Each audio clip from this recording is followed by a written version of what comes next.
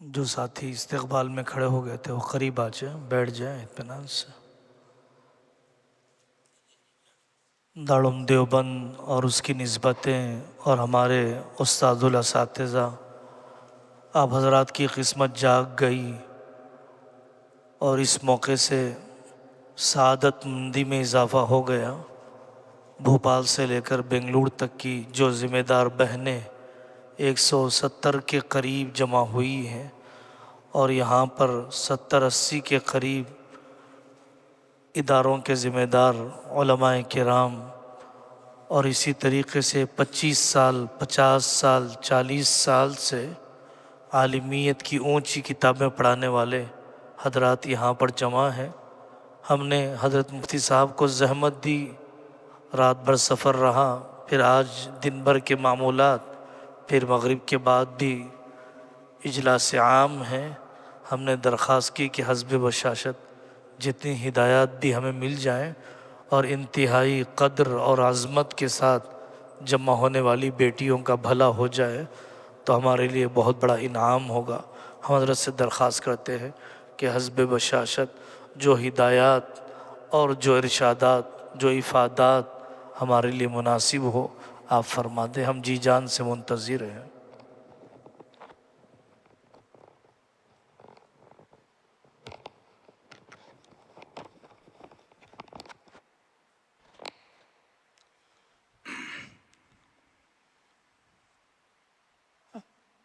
الحمدللہ نحمده ونستعینه ونستغفره ونؤمن به ونتوکل علیہ ونعوذ باللہ من شرور انفسنا ومن سیئات اعمالنا من يهده الله فلا مضل له ومن يضلله فلا هادي له واشهد ان لا اله الا الله وحده لا شريك له واشهد ان سيدنا ومولانا محمدا عبده ورسوله صلی اللہ علیہ وسلم۔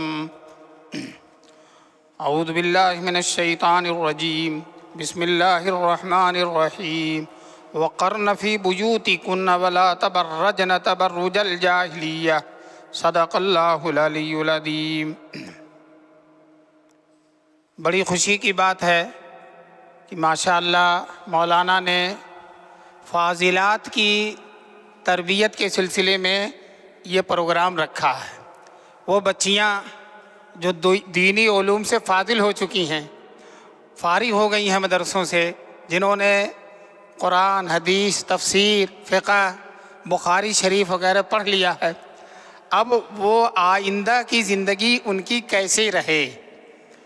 تو یہ بڑا اونچا، بہت بہترین اور بہت بروقت کا قدم ہے۔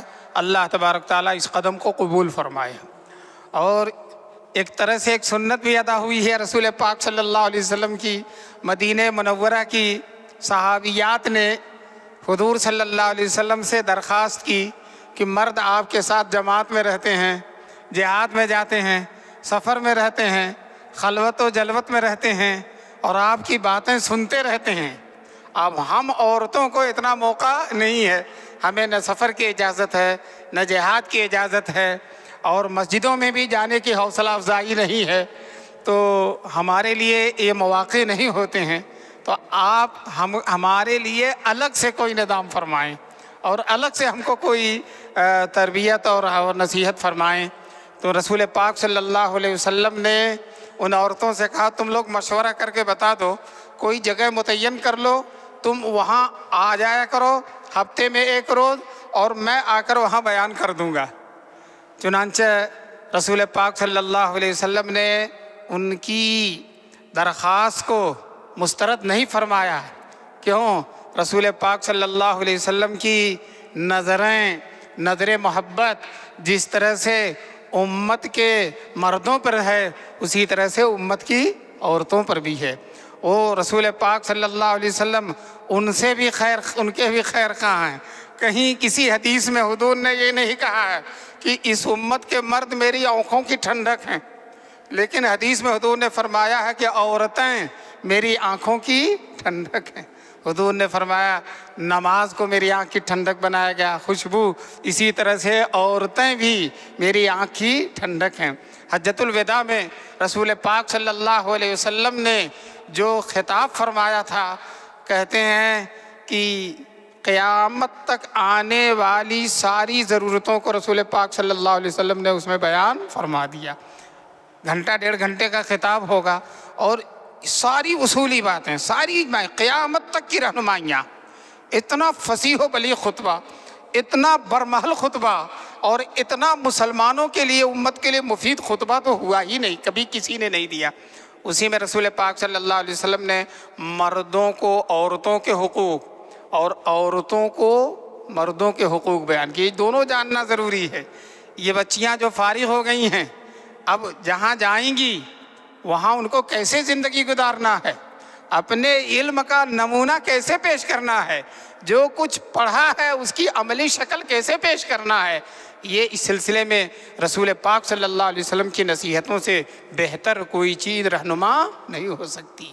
چنانچہ مردوں کو کہا کہ عورتیں کمزور ہیں، تمہارے ہاتھ میں آئی ہیں، ماں باپ کو چھوڑ کر تمہاری خدمت میں ہیں، تم ان کے ساتھ اچھا سلوک کرنا، جو خود کھانا ان کو کھلانا، اور اپنی طرح ان کو فرد سمجھ کر، اپنا ایک عضو سمجھ کر اور اپنا ایک حصہ سمجھ کر ان کے ساتھ معاملہ کرنا۔ اور عورتوں کو بھی مردوں کے حقوق بتلائے، اور یہ بھی بتلایا کہ اگر اللہ کے علاوہ کسی کو سجدے کی اجازت ہوتی، اس سے پتہ چلا کہ اللہ کے علاوہ کسی کو سجدے کی اجازت نہیں ہے۔ یہ جو قبروں پر جا کر لوگ سجدہ کرتے ہیں، اور ہمارے یو پی میں تو پتہ نہیں یہاں ہے کہ مردوں سے زیادہ عورتیں سجدہ کرتی ہیں، اور خوب جو طواف کرتی ہیں قبروں کا، اور وہاں خوب نظریں مانگتی ہیں، خوب دعائیں مانگتی ہیں۔ اللہ سے اتنا خشوع خضوع سے نہیں مانگتی جتنا کہ اس قبر والے سے مانگتی ہیں۔ حالانکہ قبر والا کہے گا تو میری جتنی محتاج ہے اس سے زیادہ میں تیرا محتاج ہوں، تو میری جتنا محتاج ہے میرا، اس سے زیادہ میں تیرا محتاج ہوں، میں تو تیرا یہاں سے کچھ نہیں کر سکتا، اور تو چاہے تو قرآن پڑھ کر میری مغفرت کا سامان پیدا کر سکتا ہے، میرے لیے ایصال ثواب کر سکتا ہے، میرے لیے دعائیں کر سکتا ہے۔ چنانچہ رسول پاک صلی اللہ علیہ وسلم کے زمانے میں قبر پر جا کر دعا مانگنا یا قبر والے سے دعا کی درخواست کرنا ثابت نہیں ہے۔ ہاں، حضور کے زمانے میں مقابر میں جاتے تھے لوگ، ان کے لیے دعا کرتے تھے، ان کے لیے ایصال ثواب کرتے تھے، ان کی مغفرت کی دعا کرتے تھے، ان سے اپنی دعا کی درخواست نہیں کرتے تھے۔ لیکن چونکہ نصوص میں اسے منع نہیں کیا گیا ہے، اسے علماء نے اجازت دی ہے کہ یہ اللہ کا نیک بندہ ہے، اللہ اس کی سنیں گے، اس کی برکت سے دعا مانگ لو، اور اس کی بھی اجازت دیا ہے کہ اس قبر والے سے دعا کی درخواست بھی کر لو۔ لیکن اس کو کچھ علماء کہتے ہیں اور کچھ علماء اس سے منع کرتے ہیں۔ حضرت گنگوہی رحمۃ اللہ علیہ تو منع کرتے ہیں، حضرت نانوتوی رحمۃ اللہ علیہ کرتے ہیں۔ کسی قبر پر جاتے ہیں اللہ والے کی تو ادھر ادھر دیکھ لیتے تھے کوئی ہے تو نہیں، تو پھر دھیرے سے کہتے ہیں حضرت آپ ہمارے لیے دعا کر دیجئے گا، آپ ہمارے لیے دعا کر دیجئے گا۔ حضرت گنگوہی کہتے ہیں یہ مسئلہ سماع موتیٰ پر موقوف ہے، اور سماع موتیٰ کے بارے میں تحقیق نہیں ہے، اور انبیاء تو سنتے ہیں لیکن اور دوسرے اولیاء سنتے ہیں یا نہ سنتے ہیں، اس کی تحقیق نہ ہے اور نہ اب ہو سکتی ہے۔ یہ بھی لکھا ہے، نہ ہے نہ اب ہو سکتی ہے۔ لیکن حضرت نانوتوی کا مزاج الگ تھا۔ بہرحال جو ہے میں یہ کہہ رہا تھا کہ اللہ کے علاوہ اگر کسی کو سجدے کی اجازت ہوتی تو میں عورتوں کو کہتا اپنے شوہروں کو سجدہ کرو، اس سے شوہر کے حقوق کی عظمت کا اندازہ ہوتا ہے۔ مولانا نے جلسے میں تقریر کی، یہ حدیث بتائی، ایک صاحب جن کی اپنی بیوی سے بنتی نہیں تھی، انہوں نے سوچا بڑی اچھی حدیث ہاتھ لگی ہے، جا کر اپنی بیوی سے سنایا کہ آج بہت اچھی حدیث میں نے سنی ہے، یہ سنا ہے کہ عورتوں کو اگر اللہ کے علاوہ کسی کی سجدے کی اجازت ہوتی تو میں عورتوں سے کہتا اپنے شوہروں کو سجدہ کرو۔ تو بیوی کہتی حدیث بالکل صحیح ہے لیکن آپ جیسے شوہروں کے لیے نہیں ہے۔ حدیث تو بالکل صحیح ہے، لیکن آپ جیسے شوہروں کے لیے نہیں ہے۔ تو دیکھیے بیوی ہر موقع پہ ناشکری کرتی ہے، اپنے شوہر کی قدردانی نہیں کرتی ہے، لیکن ہم نے ازواج مطہرات کو دیکھا ہے، خاص طور سے سیدہ کائنات حضرت عائشہ رضی اللہ تعالیٰ عنہ کو دیکھا ہے کہ حضور کی ایک ایک چیز کو محفوظ رکھتی ہیں، ایک ایک چیز کو محفوظ رکھتی ہیں۔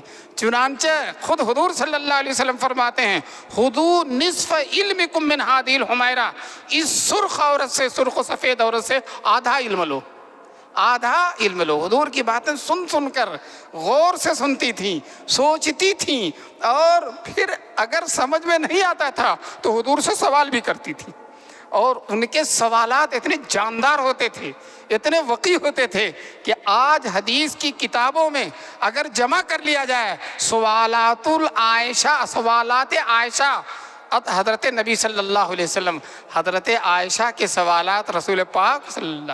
ابھی میں کل ایک حدیث دیکھ رہا تھا کہ حضور صلی اللہ علیہ وسلم لیٹے ہوئے ہیں اور اوپر چادر پڑی ہوئی، لیکن چادر سے جسم پورا قاعدے سے ڈھکا ہوا نہیں، کچھ پنڈلی وغیرہ کھلی ہوئی ہے۔ حضرت ابو بکر آئے، حضور نے لیٹے لیٹے ان سے بات کر لیا۔ حضرت عمر آئے، ان سے لیٹے لیٹے بات کر لیا، اور چادر بھی ویسی ہی ہے، اس کو بھی زیادہ ٹھیک نہیں کیا۔ جب حضرت عثمان آئے تو حضور بیٹھ گئے اور چادر بھی صحیح کر لیا اور ان سے اچھی طرح سے گفتگو کی۔ تو حضرت عائشہ نے سوال کیا، ابو بکر آئے تھے، حضرت ابو بکر آپ ان سے حشاش بشاش ہو کر نہیں ملے اور اتنا اہتمام نہیں کیا، اور حضرت عمر کا بھی اتنا اہتمام، اور عثمان کا اتنا اہتمام آپ نے کیوں کیا؟ حضرت عثمان کا یہ سوال کیا حضرت عائشہ رضی اللہ تعالیٰ نے۔ دیکھیے نا ام المومنین کیسے وقی سوالات کرتی تھی۔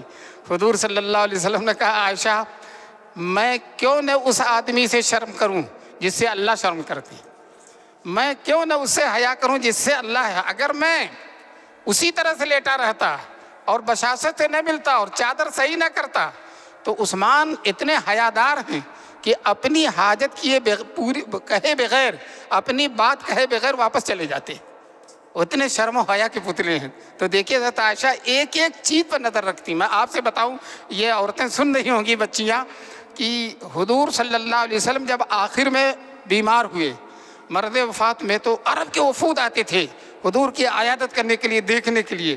تو وفد کے لوگ دوا بتاتے تھے حضور کی، یہ دوا، یہ دوا، یہ دوا۔ کہتے ہیں جو دوائیں بتاتے تھے حضرت عائشہ سن سن کر اچھی خاصی طبیبہ ہو گئی، اچھی خاصی طبیبہ ہو گئی۔ دیکھیے علم کے کتنی جستجو، ایک طب کی بات ہے، اس کا اتنا اہتمام ہے۔ پھر سارے لوگوں کو دوائیں بتاتی تھی، اچھی سے اچھی دوائیں ان کو یاد ہو گئی تھیں۔ تو جب انہوں نے ان دواؤں کو یاد کیا تو حضور کی سیرت، حضور کے اخلاق، حضور کے کردار، حضور کی زندگی کو کتنا محفوظ کیا ہوگا انہوں نے۔ چنانچہ وہ جو تہجد کی حدیث ہے کہ رسول پاک صلی اللہ علیہ وسلم سے جو ہے پوچھا حضرت عائشہ سے کہ حضور کی تہجد کی نماز کتنی پڑھتے تھے، تو عائشہ نے کہا ما کان یزید فی رمضان ولا فی غیرہ علی 11 رکعتاً۔ رسول پاک صلی اللہ علیہ وسلم رمضان میں بھی اور رمضان کے علاوہ میں بھی 11 رکعت سے زیادہ نہیں پڑھتے تھے۔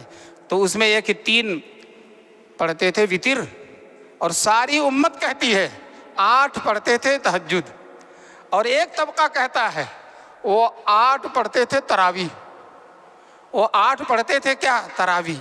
اب اس طبقے کا حضرت عائشہ کا علم دیکھیے، ایسی تعبیر کیا ہے کہ اس طبقے ہی کا جواب ہو گیا، ما کان یزید فی رمضان ولا فی غیرہ، غیرہ کا لفظ استعمال کیا ہے۔ اس سے پتہ چلا کہ یہ وہ نماز نہیں ہے جو صرف رمضان میں پڑھی جاتی ہے، بلکہ وہ نماز ہے جو رمضان میں بھی پڑھی جاتی ہے اور رمضان کے علاوہ میں بھی پڑھی جاتی ہے۔ وہ تراویح نہیں ہے بلکہ کیا، وہ تہجد ہے۔ یہ رد اس فتنے کے رد کا کی بنیاد رکھ دیا کس نے؟ حضرت عائشہ رضی اللہ تعالیٰ عنہ نے۔ ان کا عجیب علم ہے۔ چنانچہ میں اپنی بیٹیوں سے کہتا ہوں کہ آپ اپنے سامنے حضرت عائشہ کی زندگی رکھیے، حضرت عائشہ کی سیرت پر جو کتاب لکھی ہے سیرت عائشہ، اس کو پڑھیے، اس کو پڑھیے۔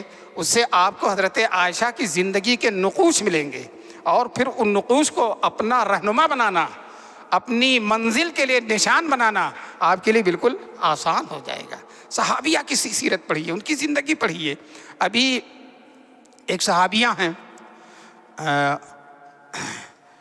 حضرت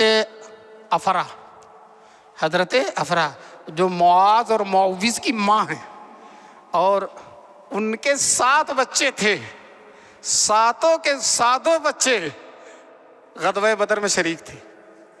7 کے 7 بچے، کسی ایک عورت کے 7 بچے کسی بھی غزوے میں شریک نہیں ہوئے، 7 بچے۔ میں نے یہ حدیث سنا کر کہا کہ دارالعلوم میں بھی ماشاءاللہ 6 بھائی ایک ساتھ پڑھتے ہیں، 6 بھائی ایک ساتھ پڑھتے ہیں، کوئی 2 میں ہے، کوئی 4 میں ہے، کوئی دورے میں ہے، 6 بھائی۔ تو اس افرا کے بیٹوں کی سنت پر عمل ہو رہا ہے۔ تو وہ بڑی خوش تھیں۔ تربیت دیکھیے کتنی تربیت ہے، سارے بچے جہاد میں جانے کے لیے تیار ہوئے۔ یہ تو ماں کی تربیت کا نتیجہ ہے نا۔ ماں جو ہوتی ہے وہ اصل بچوں کی تربیت گاہ ہے، سب سے بڑا مکتب، سب سے بڑا مدرسہ، سب سے بڑی مربی، سب سے بڑی خانقاہ یہ ماں کی گود ہے۔ وہاں سے جو بچوں کو تربیت ملے گی وہ کہیں سے نہیں مل سکتی۔ خواجہ قطب الدین بختیار کاکی رحمۃ اللہ علیہ، ان کی ماں نے ان کو بچپن ہی سے توکل سکھایا تھا کہ بیٹے صرف اللہ سے مانگو، اللہ کے علاوہ کسی سے نہ مانگو۔ یہ ماں نے تربیت دیا تھا۔ ہماری یہ بچیاں جو سن رہی ہیں، ہم یہ کہیں گے اپنی نسلوں کو اسی طرح کی تربیت دیجیے کہ ان کے دل کے اندر خوف خدا پیدا ہو، اللہ کی عظمت پیدا ہو، اللہ پر اعتماد پیدا ہو، اللہ پر بھروسہ کرنا پیدا ہو، اللہ سے مانگنے کا جذبہ پیدا ہو، اور اللہ کے علاوہ کسی کے سامنے دست سوال دراز نہ کرنے کا جذبہ۔ چنانچہ ماں نے کہا تھا بیٹے جب مکتب سے آنا تو الماری مجھ سے کھانا مت مانگنا، بسم اللہ پڑھ کر اللہ سے دعا کرنا اللہ مجھے کھانا دے دے، اور الماری سے کھانا نکال کر کھا لینا۔ تو یہ آتے تھے اور ماں پہلے ہی سے رکھ دیتی تھی، اور وہ بسم اللہ کا نام لے کر اللہ سے دعا کر کے الماری کھولتے تھے، گرم گرم کھانا اسے مل جاتا تھا۔ تربیت کی اللہ کے علاوہ۔ ایک دن ماں کھانا رکھنا بھول گئی، اور بچہ آیا اور اللہ سے دعا مانگ کر الماری کھولا تو گرم گرم خاک جو ہے اس میں سے نکلا اور انہوں نے کھا لیا۔ تو یہ اللہ پر توکل کے سکھانے کا نتیجہ، اس لیے ان کو قطب الدین بختیار کاکی کہتے ہیں۔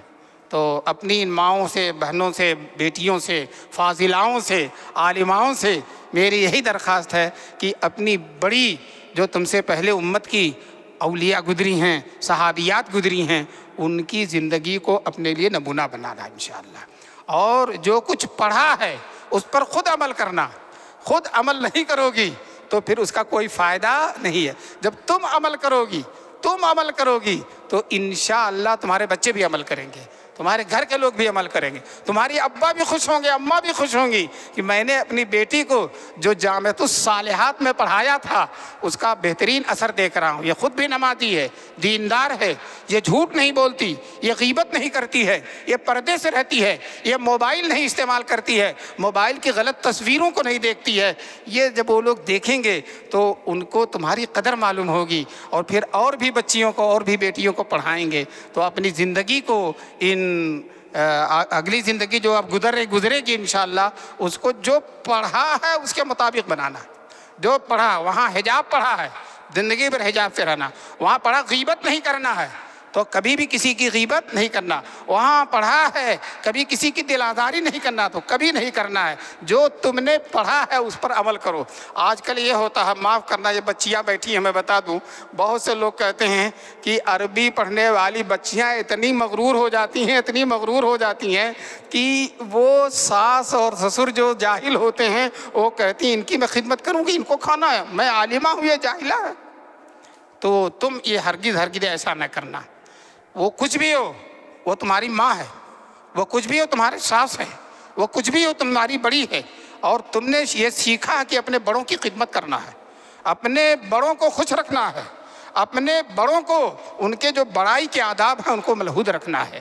تو یہ چند باتیں میں نے، مولانا عبدالقوی صاحب نے مجھ سے کہا کہ وہاں لوگ جمع ہیں چلے جاؤ، حالانکہ میں رات میں 2:30 بجے آیا ہوں اور صبح ہی سے پروگرام میں بھی شریک رہا، اور اتنی مشقت کے باوجود میں آ گیا، کہ کوئی دین کی بات اگر ہو جائے گی تو انشاءاللہ میں اس کا ذریعہ بن جاؤں گا۔ اللہ تبارک تعالیٰ جو کچھ بھی میں نے کہا ہے اسے اللہ قبول فرمائے اور ان بچیوں کو اس پر عمل کرنے کی توفیق نصیب فرمائے۔ اور جن حضرات نے مجھے یہاں آنے کی دعوت دی ہے میں ان کا بھی شکر گزار ہوں کہ انہوں نے مجھے دین کی اور خیر کی اور اللہ اور اس کے رسول کی پیغامات کو پہنچانے کا موقع نصیب فرمایا۔ اللہ ان کو بہترین بدلہ نصیب فرمایا۔ وآخر دعوانا ان الحمدللہ رب العالمین۔ ان بچیوں سے کہتا ہوں میں تمہارے لیے دعا کرتا ہوں، تم بھی میرے لیے دعا کرنا انشاءاللہ۔ اللہ مجھے صحت اور عافیت کی دولت سے سرفراز فرمائے۔ آپ حضرات سے بھی دعا کرتا ہوں، درخواست کرتا ہوں کہ اللہ تعالیٰ آپ حضرات بھی کو توفیق دے اور آپ حضرات بھی اس ناچیز اور ناتواں کے لیے دعا فرمائیں۔ انشاءاللہ صحت رہے گی تو اور بھی آتا رہوں گا، بار بار آتا رہوں گا انشاءاللہ۔ وآخر دعوانا ان الحمدللہ رب العالمین۔ فأووا إلى الكهف ينشر لكم ربكم من رحمته ويهيئ لكم من أمركم مرفقا